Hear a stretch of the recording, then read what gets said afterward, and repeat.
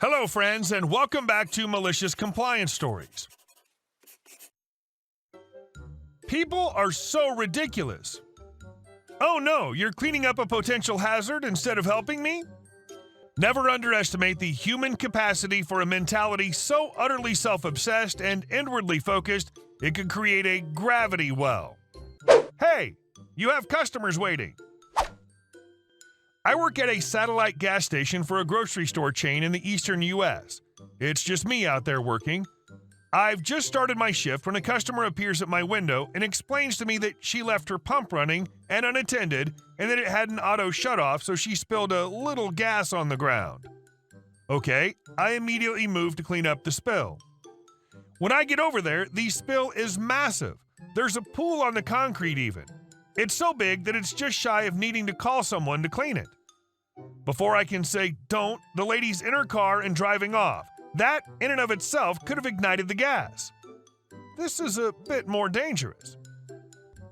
Thankfully, we have a plan of action for this situation. I spread out a little kitty litter I had on the spill and go back for the big spill stuff. It's a guard to keep it from spreading and a fine powder that does what the kitty litter does but quicker, and it takes far less and actually expands as it wicks the liquid up. Anyway, I go to grab that and notice that people are waiting at my window.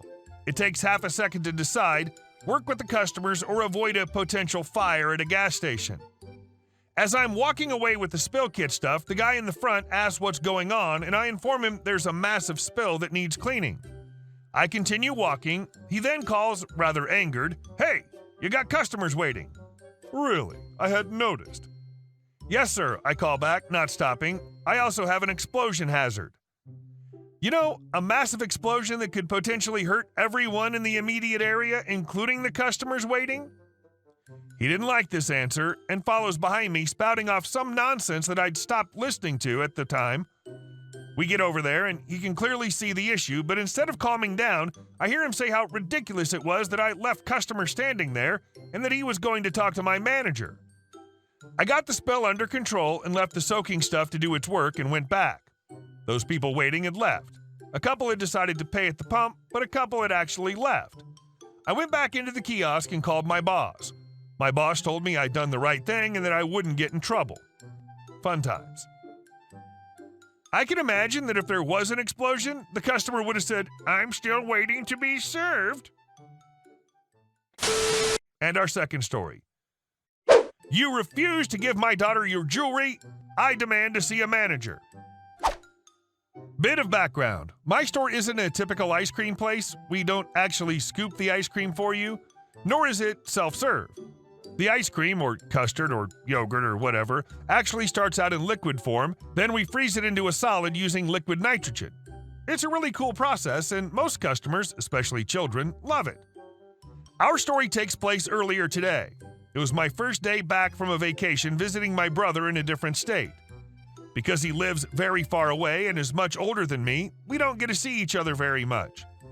Anyway, while I was visiting him, he bought me a very pretty bracelet shaped like a butterfly. Important. I decided to wear that bracelet to work today. The day started off normal enough. Most of the customers were easygoing. Most of the children that came in were well behaved. You'd be amazed how many kids treat the store like it's a playground. I thought my shift would go well, until she came in. We'll call her Karen and her 2-year-old daughter. I greet Karen and go up to the counter to take her order. Me. "Good afternoon, ma'am. Have you been here before?" Karen. "Yes." Me. "Okay, great. Do you know what I can get for you and your daughter?" Karen, rather curtly, "We haven't decided." "You don't need to pester me." "So that's how it's gonna be." Fine. Me, putting on the retail smile we all know and love. "Of course, take your time. Let me know when you're ready to order." About 5 minutes later, Karen calls me over. Karen. "Hello, excuse me, I'm ready to order now." Me. "Yes, ma'am, what would you like?" Karen. "You know, it's really ridiculous that I had to wait 5 minutes for you to take my damn ice cream order." "Really?" Me. "Yes, ma'am, I apologize for the wait. I just wanted to ensure that you've had enough time to decide. What would you like today?" Karen. "I don't want anything. You've ruined my appetite."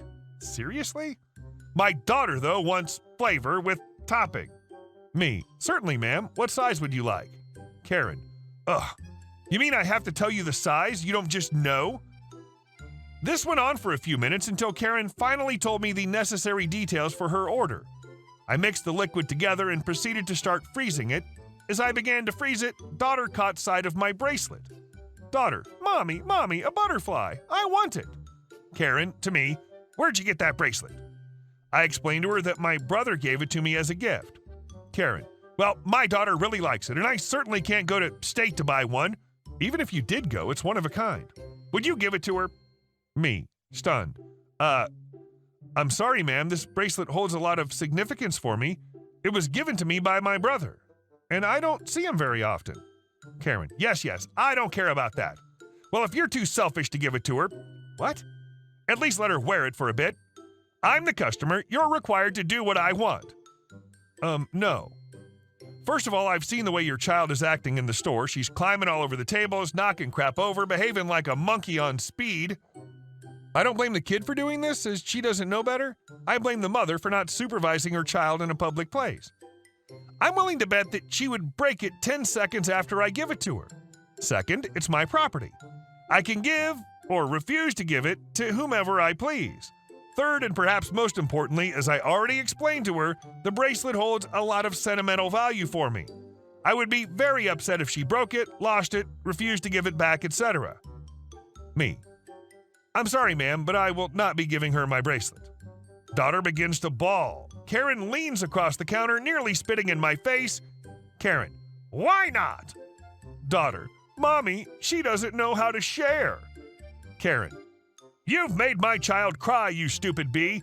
I demand to see your manager.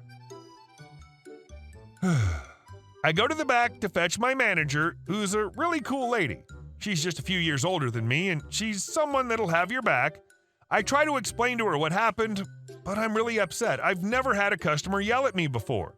She tells me she'll handle it, and gets me a drink of water. She heads out to confront the she-devil. Both she and Karen were talking loudly, so I was able to overhear their conversation. Manager, good afternoon, ma'am. I see you've had a problem with OP. Karen, you're damn right I have a problem with her. She made my child cry. Manager, I see. And this is because OP refused to give your daughter her bracelet, is that correct? Karen, yes. What are you gonna do about it? Manager, nothing. Karen, excuse me? Manager, you heard me right. The jewelry is her property, and she has the right to refuse to give it to your daughter. I won't tolerate abuse of my staff. Please pay for your ice cream and leave. I cracked the door open, and Karen's face was priceless. She speechlessly paid for her ice cream and left with her bratty child in tow. Stories like this make me want to open a store for the sole purpose of kicking crappy people out. And our next story. Alfredo Sauce. Nothing too controversial, but this had my coworker cracking up. The day before New Year's, I ran into the Safeway by my house to pick up some items for a brunch I was throwing the next day. I've never been to this Safeway and was just popping in from after the gym, so I had my hair in a messy bun. I was wearing sweatpants and a hoodie and had my headphones on with the basket in my hand, and I'm looking at cappers when I get this feeling like I'm being watched. I turn around and there's this old lady with her cart parked practically up my butt, and she's beet red with her mouth open like she's in shock. Startled, I pop off my headphones, which were on full blast, listening to the Deftones or something else loud, so no wonder I didn't hear. And I'm like, foolishly, can I help you? I work in customer service. It's a habit for me to be helpful, and this is how the conversation went. Old lady, Alfredo Sauce. Me, shocked and confused. Excuse me?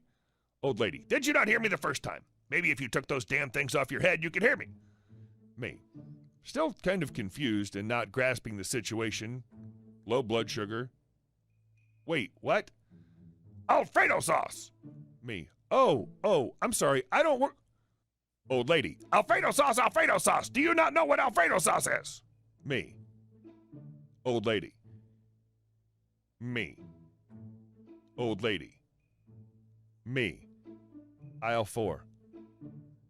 The lady takes off. I have no clue what awaits her on aisle 4, but I'm not sticking around to find out. I finish my shopping, head to self-checkout, grab my bags, and head to the front door. I lock eyes with the lady as she's exiting the soda aisle. On one hand, Alfredo Sauce is amazing, and I can see why any human would get upset. But on the other hand, what person in their right mind would think that someone with headphones in and a basket with groceries would be an employee instead of a customer? And our last story. Entitled neighbors think they're entitled to our swimming pool. So a little bit of context. My father's really good in stocks, and he bought shares in the right places a while back. Later, the stocks blew up, making us rich. We have moved to a good neighborhood and a house with a pool. My dad bought a Jeep Wrangler, and we're well off. Now we have the best house in the neighborhood, one of the 4 which actually have a pool. Right next to ours is a fairly small house with a very small backyard, and living in it is a family with 3 kids who are tenants. They're very entitled. The very first day of our pool being filled up, they helped their 3 kids climb up the fence, did the same themselves, and started to use our pool. When me and my twin bro went to the pool, we were shocked to see random people using our pool. We told our parents, and the conversation between them went as such. Dad: hello? Can you please tell me who allowed you to use the pool? Entitled Dad, not knowing that we own this house: oh, we're good friends with the owner. He lets us use it when he isn't around. Dad: oh, I must be mistaken, because as far as I can remember, we own this house. Pulls out his keys. Edie: well, you weren't using this when we got here, so you have to wait now. Dad, expression saying, is this dude for real? Sir, the door is locked. There is no back door, so you probably climbed the fence, which is trespassing, so I can get you arrested. So before this escalates to that point, I suggest you leave. Edie: well, you have no proof.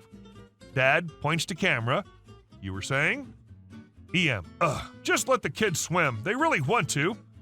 Dad: ma'am, there's a community pool nearby. You can go there with your kids. EM: no, there's too many people there. Dad: ma'am, sir, please leave or we can call the cops. EM: fine, we're leaving. We had to clean the pool again as the kids had wet dirt on their feet and one of the kids peed in the pool. How do we know, you ask? Well, he was standing outside the pool and peed in it. Caught on camera. Seriously, unbelievable. Hey guys, thank you all for watching the video. I'll see you in the next one.